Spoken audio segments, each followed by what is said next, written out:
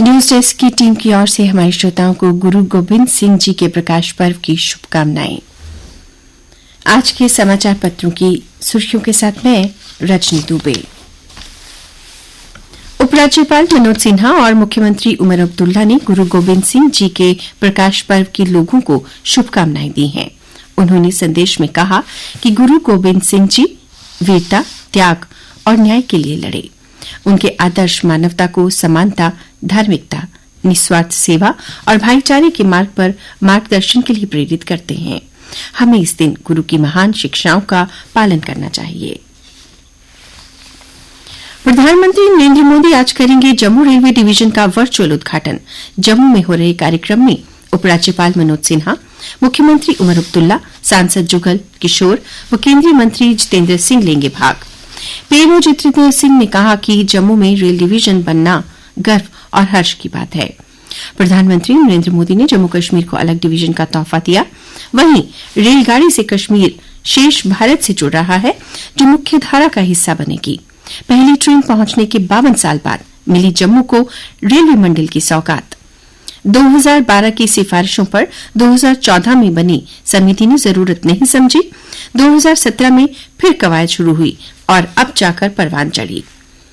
कटरा से बनिहाल तक 700 से अधिक पुलिस ऑफिसर और कर्मी तैनात। प्रदेश में बारिश, बर्फबारी, गुलमर्ग में 4 फुट तक बर्फ गिरी। 10 उड़ानें रद्द, नहीं खुली राजौरी और पुंछ को कश्मीर से जोड़ने वाली मुगल रोड। कई क्षेत्रों में भूस्खलन का खतरा। आज भी कुछ हिस्सों में खराब रहेगा मौसम। उत्तर पश्चिम में जम्मू कश्मीर से लेकर पूर्वोत्तर में त्रिपुरा तक 20 राज्यों और केंद्र शासित प्रदेशों में घने कोहरे की मोटी चादर फैली रही। कई इलाकों में दृश्यता शून्य रह गई। हिमाचल में भूस्खलन की चेतावनी, 2 दिन और भारी बारिश की संभावना। मौसम विज्ञान केंद्र शिमला ने सोमवार को भारी बारिश और बर्फबारी का येलो अलर्ट जारी किया है। जम्मू पुलिस ने साल 2024 नशा तस्करी के खिलाफ कार्रवाई करते हुए एनडीपीसी एक्ट के तहत 200 एफआईआर दर्ज की। 300 नशा तस्कर किए गिरफ्तार। इसके साथ ही 43 किलो हेरोइन सहित प्रतिबंधित नशीले पदार्थ बरामद करने के साथ 83 वाहन जब्त किए। अतिरिक्त पुलिस महानिदेशक आनंद जैन ने मादक पदार्थों की तस्करी रोकने के लिए चल रहे उपायों का आकलन और सुदृढ़ीकरण के लिए बैठक की समीक्षा की और कहा, नशीली दवाओं और नशीले पदार्थों की अवैध तस्करी को रोकने के लिए सख्त कार्रवाई की जाए। मुख्य सचिव अटल डुल्लू ने प्रशासन के पास पहुंचने वाली जन शिकायतों का गुणवत्तापूर्वक निपटान करने पर जोर दिया है। कहा कि ऐसे तंत्र की मजबूत निगरानी के लिए उप सचिव स्तर के नोडल अधिकारी नियुक्त किए जाएं। अगर शिकायतों की सामग्री संतोषजनक नहीं तो नागरिकों से स्पष्टीकरण मांग करें। ठीक, फरवरी में एआई आधारित अपडेटेड वर्जन होगा जेके समाधान शिकायत पोर्टल 5। श्रीनगर में पांजरेथन में एक ही परिवार के 5 सदस्यों की दम घुटने से मौत। सर्दी से बचने के लिए जलाई थी अंगीठी। बहुमूल्य जिंदगियों की हानि से दुखी हूं। दुख की इस घड़ी में शोक संतप्त परिवार के प्रति मेरी गहरी संवेदनाएं हैं, कहा उपराज्यपाल मनोज सिन्हा ने। सीएम उमर अब्दुल्ला ने भी हादसे पर जताया दुख। ट्रंप प्रशासन में मजबूत रहेंगे भारत अमेरिकी संबंध, कहा अमेरिकी विशेषज्ञ लिसा कर्टिस ने। डोनाल्ड ट्रंप की सरकार की विदेश नीति चीन की चुनौतियों से निपटने व भारत के साथ रणनीतिक संबंधों को मजबूत करने पर केंद्रित हो सकती है। उन्होंने कहा कि ट्रंप सरकार में भी क्वाड एक महत्वपूर्ण मंच बना रहेगा।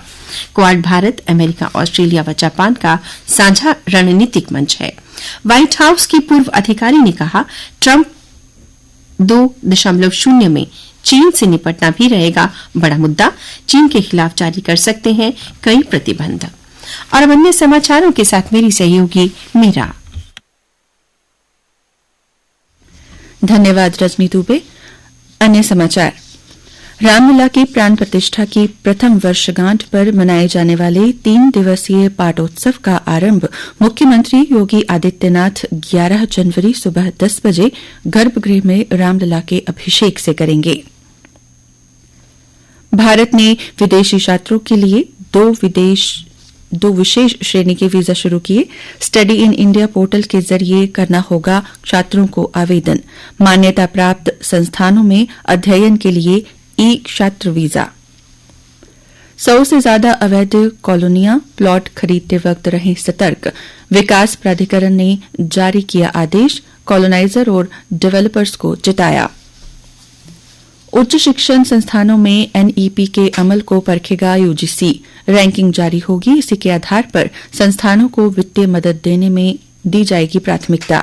रैंकिंग जारी होने से पहले संस्थानों के दावों की भी होगी जांच। दस्तावेज चेक किए जाएंगे। झारखंड में माओवादियों के 9 ठिकानों पर एनआईए के छापे। नकदी और आपत्तिजनक सामग्री मिली थी। मददगारों के ठिकाने भी खंगाले।